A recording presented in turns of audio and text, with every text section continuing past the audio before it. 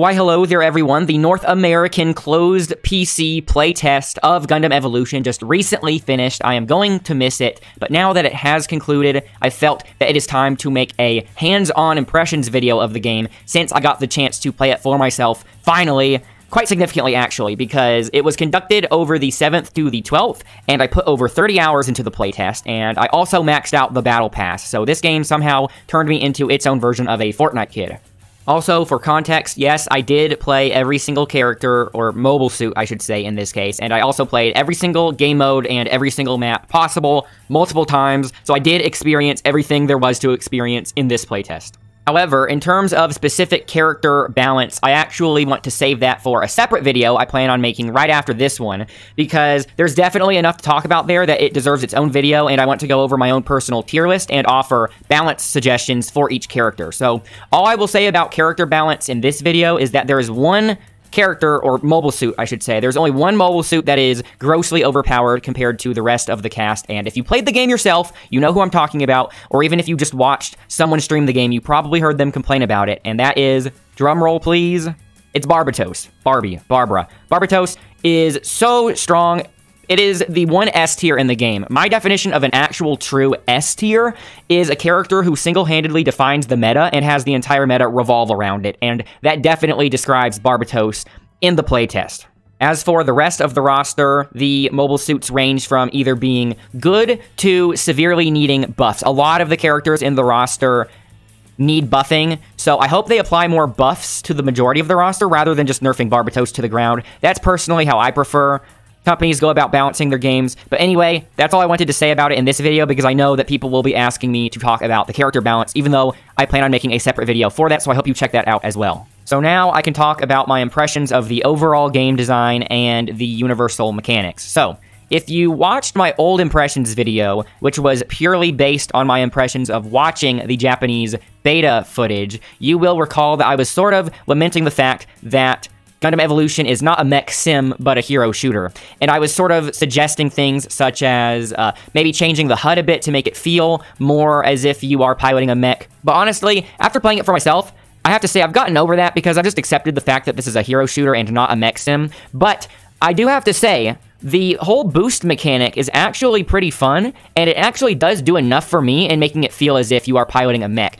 I guess I just didn't pay much attention to the boost mechanic when watching the Japanese beta footage, but after playing it for yourself, the boost mechanic definitely does make the game feel like its own thing, and I think that the boost mechanic by itself makes the game feel unique enough compared to something like Overwatch, because the boost mechanic is basically this game's version of a run, but it does feel very different. And also, there is a risk/reward element inherent to the boost mechanic, and I don't think the game has an official term for either of these, but when I was playing the game, I referred to these as Boost Dash and Boosting, respectively, but I will now describe them to you. So, different mobile suits have different types of meters, different types of boost meters. Some mobile suits have a meter with 3 segments, you know, a 3-segmented meter. Some mobile suits have a 2-segmented meter, and other mobile suits have a single-segmented meter.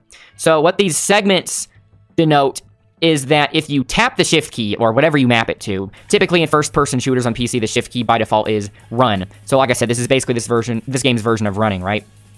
So if you tap the shift key, it will consume an entire segment of your meter, but it will move you very quickly in a direction of your choice. So this is good for if you're trying to escape from danger, or if you're trying to move from one piece of cover to another, or if you're trying to chase an opponent down, etc. But the risk/reward thought process is that you can either tap the shift key, like I just said, to use up a whole segment, or instead you can hold the shift key, and if you hold the shift key while moving in a direction, you will actually just slowly drain the meter, and it will allow you to run. You're not literally running because these are mobile suits, so they're really just hovering. And I have to say, I really do enjoy the fact that they made each mobile suit feel different when they're running. For example, the Dom, it actually feels as if you are skating with the Dom rather than just moving around like another mobile suit. Because when you move around with the Dom, you actually do slide a bit even after you let go of a movement key.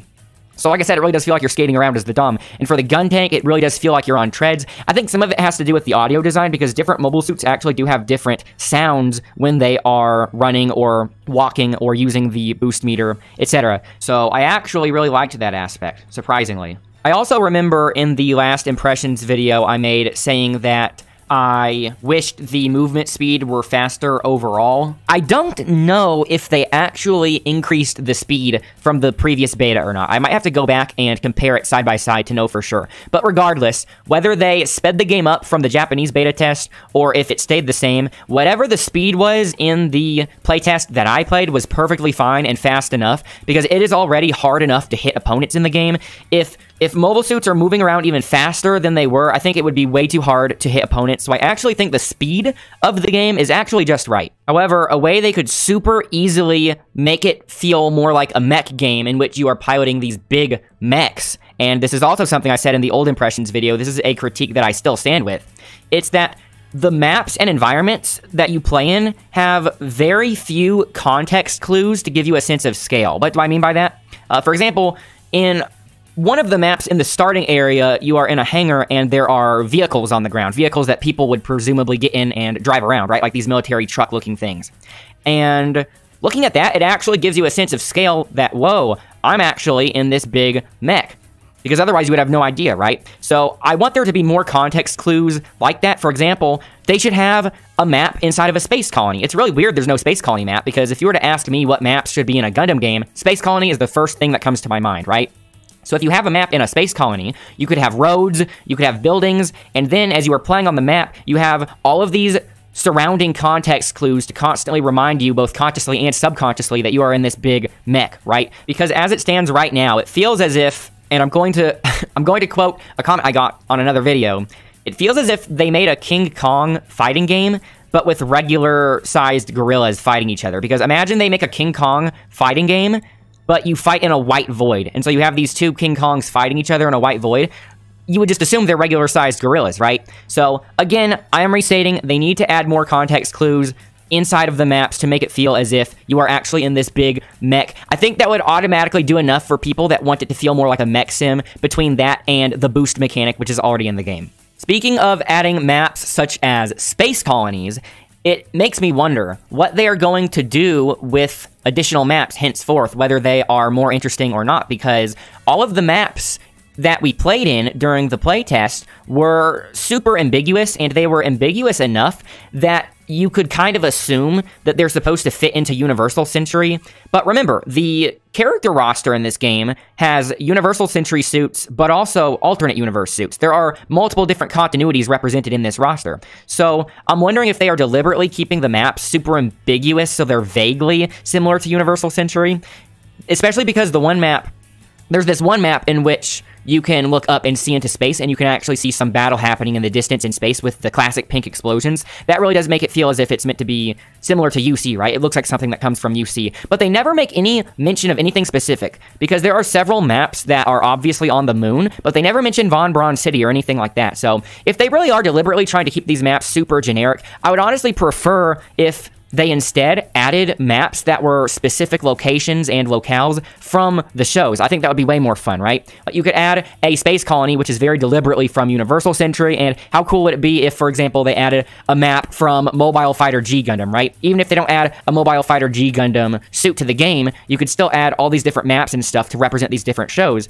I don't see why not. Gundam Versus does it. So I'm hoping they get a little bit more saucy with the maps. Again, I know I'm sort of restating that, but still. I know I'm spending a lot of time talking about this point, but that is because it is my main critique. Most of my other points are much more miscellaneous, which I will get to now. So I'm just going to read them off. I did the feedback survey, and I kept a copy of everything I said on the feedback survey, so I'm pretty much just going to paraphrase what I wrote on said survey. So, aside from them needing to add more interesting maps, number 1, there really needs to be more audio-visual feedback when an ally uses their ult, or G-maneuver. They're called G-maneuvers in this game, but it's an ult in Ultimate, so I'm going to call it an ult, just for convenience sake. I'm pretty sure they do have some sort of audio-visual feedback when an ally uses their ult, because I think a pilot voice says something when they're doing an ult, but it needs to be way more in your face, especially because of when you're playing with someone over a mic. You're really not going to hear the individual pilot voices in the game most of the time. They need to really put it in your face, because it's so important to know when your allies are ulting,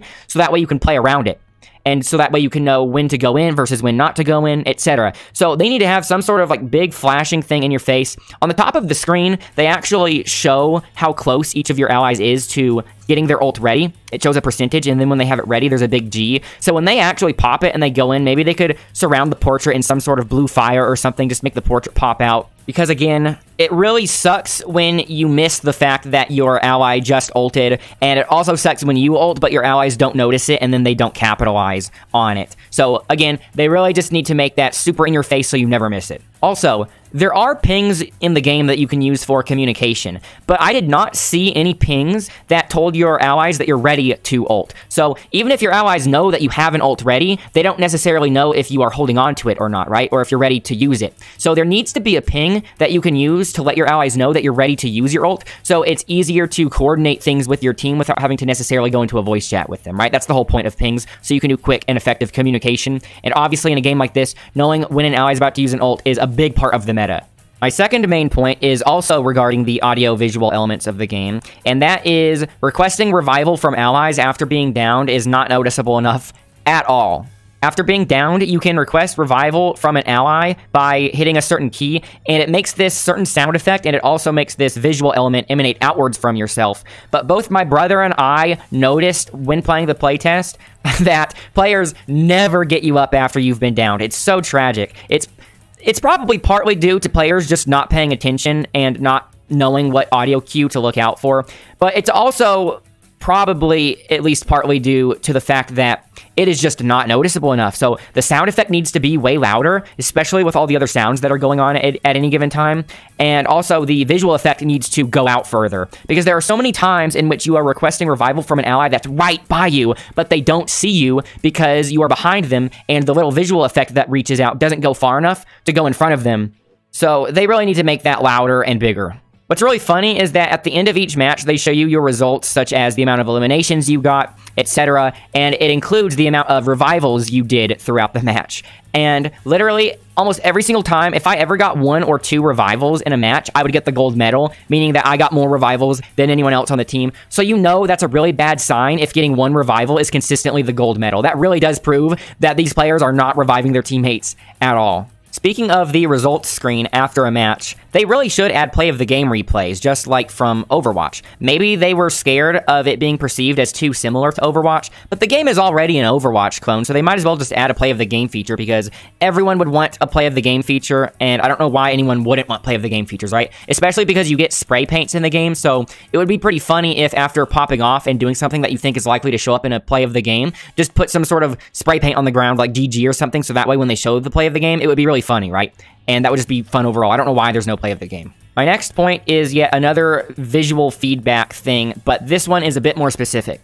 So if you are playing as a healer class, specifically the Methys, but there are other mobile suits that can heal allies as well. If you are playing as a healer class, they should give you some sort of visual indicator or HUD element when an ally is critically low on health. So that way, at a glance, you can more easily, quickly prioritize who needs healing first, right? Obviously, you couldn't make their HP red, because then they would look as if they were an enemy. So maybe instead of making their HP red, you could put some sort of exclamation point by their HP bar, or maybe on the portraits on the top of the screen, you could have them flash red or something so you know who to look for. Because when you're playing a healer, specifically the Methys, it can be kind of tricky sometimes to figure out who needs healing first when you're having to just sort of visually sift through all your allies and evaluate each of their HP bars. I'm sure they could think of something. Have the outline of the HP bar flash red or yellow or something. So those were my main critiques about the game design itself, but there are still a couple of other things I would like to see added. Namely, I would really like it if they added